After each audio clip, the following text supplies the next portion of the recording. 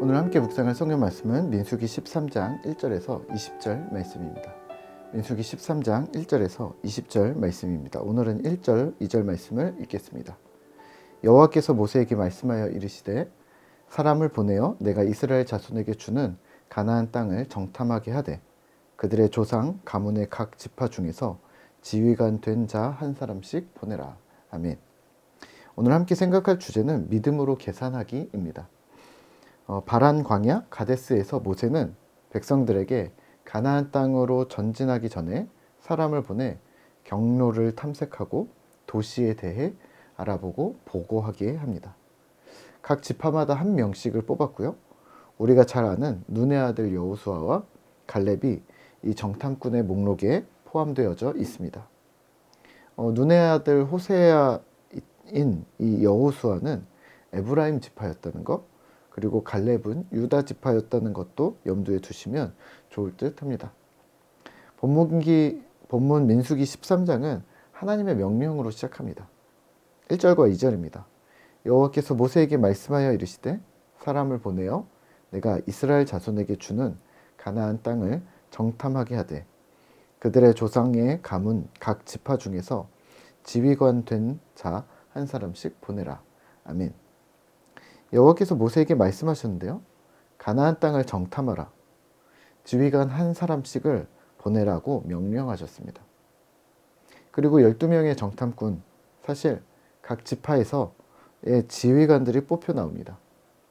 각 지파의 원로들은 아니었지만 지휘적으로는 자신의 의견으로 사람들을 좌지우지할 수 있는 그런 명망 있는 인물들이었을 것으로 예상합니다. 또 물론 정탐을 하고 전투를 수행할 만한 신체적인 능력이 수반되었을 것이고요. 그만큼 지파 안에서 나름 영향력 있는 중요한 인물들이 이 정탐의 임무를 맡고 선발됩니다. 여기서 모세는 분명한 명령을 내립니다. 17절에서 20절입니다. 모세가 가나안 땅을 정탐하러 그들을 보내며 이르되 너희는 네겝 길로 행하여 산지로 올라가서 그 땅이 어떠한지 정탐하라. 곧 그 땅 거민이 강한지 약한지 많은지 적은지와 그들이 사는 땅이 좋은지 나쁜지 또 사는 성읍이 진영인지 산성인지와 토지가 비옥한지 메마른지 나무가 있는지 없는지를 담대하라. 또 그 땅에 실과를 가져오라 하니 그때는 포도가 처음 익을 즈음이었더라. 아멘. 모세는 12명의 지휘관들에게 어느 길로 가야 하는지 뿐만 아니라 땅이 어떠한지 정탐하라고 합니다. 그 땅의 주민, 또 땅은 비옥한지, 성읍은 평지에 있는지 산지에 있는지, 또 농경지는 어떤지, 나무가 있는지 등을 살피라고 합니다. 세세한 요청을 하는 것이죠. 이 정탐의 성격은요, 단순히 지질학적인 조사나 사회 인구학적인 조사가 아니라 전투를 염두에 둔 조사였다는 것. 가나안 땅은 저절로 얻어지는 것이 아니라 쟁취해야 하는 것임을 알고 했던 정찰이었던 것입니다. 그러니까 생명이 오고 가는 민족과 지파의 승패에 따라 득과 실이 극명하게 갈리는 중요한 정찰이었던 것이죠.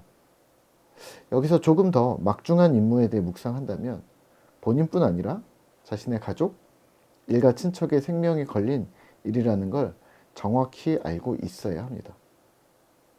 여기서 12명 모두 허투루 할 일이 아니었다는 것, 그냥 마트에서 물건 보고 거르듯이 좋네 나쁘네 이렇게 평가한 것이 아니라는 것, 가나안 땅을 그런 정도의 수준으로 보고 와서 자신의 생각을 말하는 정도의 정탐이 아니었다는 것에 조금 더 방점을 두면 어떨까요?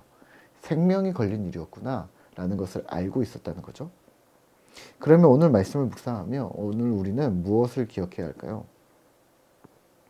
믿음이 기반된 계산, 헤아림입니다. 오늘 같은 말씀을 대할 때면 항상 생각나는 구절이 있습니다. 누가복음 14장 28절 31절인데요. 너희 중에 누가 망대를 세우고자 할진대 자기의 가진 것이 준공하기까지에 족할는지 먼저 앉아서 그 비용을 계산하지 않겠느냐. 31절입니다. 또 어떤 임금이 다른 임금과 싸우러 갈 때 먼저 앉아서 1만 명으로 저 2만 명을 거느리고 오는 자를 대적할 수 있을까? 헤아리지 아니하겠느냐. 아멘. 지금 누가복음의 이 구절은요, 예수님께서 자신을 따르는 무리들에게 제자도에 대해서 설명하신 구절인데요. 주님을 따르려면 자신을 내놓고 주를 따라야만 제자가 될 수 있다는 말씀을 하십니다. 근데 결단을 유도하는 거죠. 그만큼 계산해보고 따져보고 무엇이 이득인지, 주의 제자로 살아가는 것이 얼마나 복되고 생명을 걸 만한 일인지 인간적으로 계산해보고 따르라고 말씀하시는 거죠. 물론 들을 게 있는 자만 들었습니다. 주님 제자가 되는 일도 이렇게 앞뒤를 따져보고 주를 따르고 주의 사역을 감당할 때도 그런데 오늘 민수기의 가나안 정탐 역시 그렇습니다. 무모하게 그냥 덤비는 것이 믿음이 아니란 말입니다. 물불을 가리지 않고 무모하게 뛰어드는 것이 믿음이 아니란 말입니다. 간혹 그런 때 주께서 은혜를 베푸실 때가 있는데요. 간혹입니다. 이런 간혹의 스토리를 그동안 우리는 간증으로 너무 많이 들어서 그런 기적이 무조건 나타날 거라고 생각하는데요. 네, 오산입니다. 주님을 믿음은 이성을 동반해야 합니다. 물론 하나님께서 도우실 것을 기대하면서 말입니다. 이 부분이 어려운데요. 인간의 계산과 또 하나님의 도우심을 어느 선까지를 해야 할까? 예를 들어 만약에 전도 집회를 하는데 몇 명이 올 것인가? 믿음으로 500명이 올 거라고 생각을 하고 음식도 500인분, 장소도 큰 공간, 선물도 500개를 준비해야 할까요? 아니면 몇 명이 올지 샅샅이 계산해보고 체크하고 꼼꼼하게 신청을 받아서 적절한 수량을 준비해야 할까요? 전자가 믿음이 좋은 걸까요? 후자가 믿음이 좋은 걸까요? 네, 전자로 가시면 너무 무모하고 후자로 가시면 소위 말하는 인본주의적인 성향이 너무 짙어질 수 있습니다. 사람이 하게 되는 것이죠. 사실 이런 행사는 하지 않는 게 낫지 않을까 싶은데요. 그래도 굳이 해야 한다면 저는 후자를 택하겠습니다.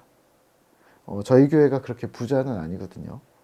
마구 퍼주어도 타격을 안 입을 수 있다면 마음껏 하고 싶지만 현실은 그렇지 않은 것이 현실입니다. 공부도 마찬가지고요. 사회생활 업무도 그렇고요. 인간관계든 또 사회적인 상황이든 모두 마찬가지일 것입니다. 할 수 있다면 최선을 다하고 동시에 기도하면서 기도하는 마음으로 그 업무들을 진행을 하고 주님의 도우심을 구하는 것이 맞는 방법이 되겠죠. 오늘 하루도 눈을 크게 뜨시고 주님의 뜻이 어디 있는가 열심히 찾으시죠.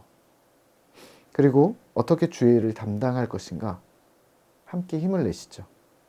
저는 매주 이렇게 기도합니다. 우리의 수고와 노력에 하나님께서 은혜 베푸셔서 성도들에게 또 우리 자녀들에게 또 이웃들에게 기쁨의 주일이 되게 해주십시오. 또 저는 개인적으로 제가 열심히 준비한 설교가 성도들에게 들려지는 말씀이 되게 해주십시오 라고도 기도합니다. 왜냐하면 인간이 노력하지만 주님께서 은혜를 부어주셔야 하는 것이기 때문입니다.